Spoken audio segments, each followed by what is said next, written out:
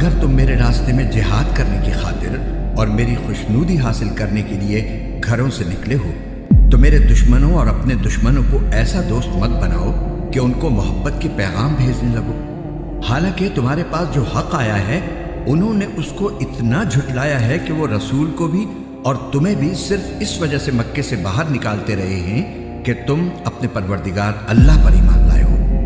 تم ان سے خفیہ طور پر دوستی کی بات کرتے ہو، حالانکہ جو کچھ تم خفیہ طور پر کرتے ہو اور جو کچھ علانیہ کرتے ہو میں اس سب کو پوری طرح جانتا ہوں، اور تم میں سے جو کوئی بھی ایسا کرے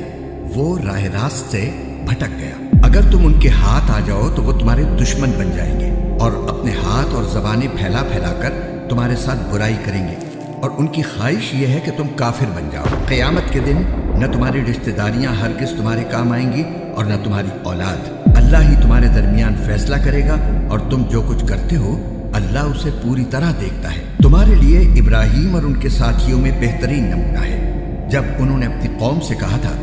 کہ ہمارا تم سے اور اللہ کے سوا تم جن جن کی عبادت کرتے ہو ان سے کوئی تعلق نہیں ہے، ہم تمہارے عقائد کے منکر ہیں، اور ہمارے اور تمہارے درمیان ہمیشہ کے لیے دشمنی اور بغض پیدا ہو گیا ہے جب تک تم صرف ایک اللہ پر ایمان نہ لاؤ۔ البتہ ابراہیم نے اپنے باپ سے یہ ضرور کہا تھا کہ میں آپ کے لیے اللہ سے مغفرت کی دعا ضرور مانگوں گا،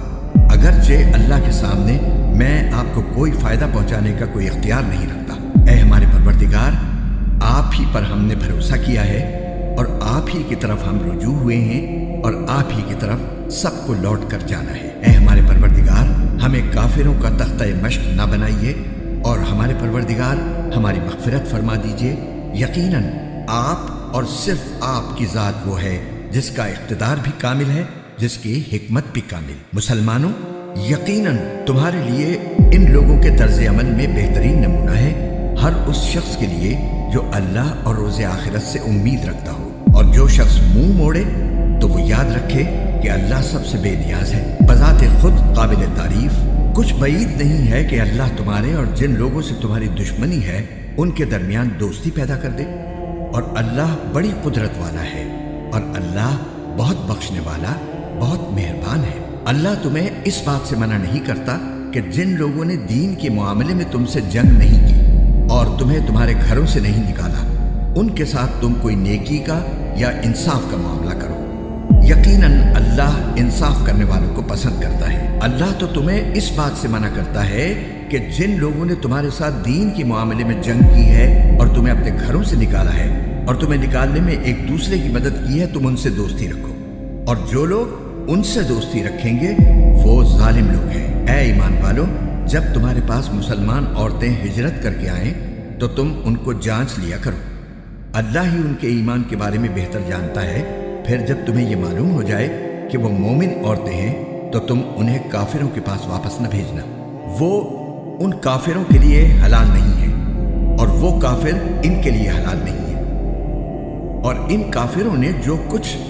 ان عورتوں پر مہر کی صورت میں خرچ کیا ہو وہ انہیں ادا کر دو، اور تم پر ان عورتوں سے نکاح کرنے میں کوئی گناہ نہیں ہے جبکہ تم نے ان کے مہر انہیں ادا کر دیے ہوں، اور تم کافر عورتوں کی عصمتیں اپنے قبضے میں باقی نہ رکھو، اور جو کچھ تم نے ان کافر بیویوں پر مہر کی صورت میں خرچ کیا تھا وہ تم ان کے نئے شوہروں سے مانگ لو، اور انہوں نے جو کچھ اپنی مسلمان ہو جانے والی بیویوں پر خرچ کیا تھا وہ ان کے نئے مسلمان شوہروں سے مانگ لیں۔ یہ اللہ کا فیصلہ ہے، وہی تمہارے درمیان فیصلہ کرتا ہے،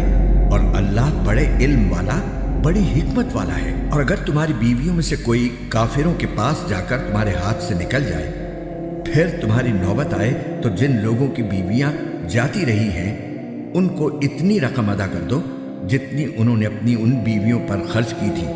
اور اللہ سے ڈرتے رہو جس پر تم ایمان لائے ہو۔ اے نبی،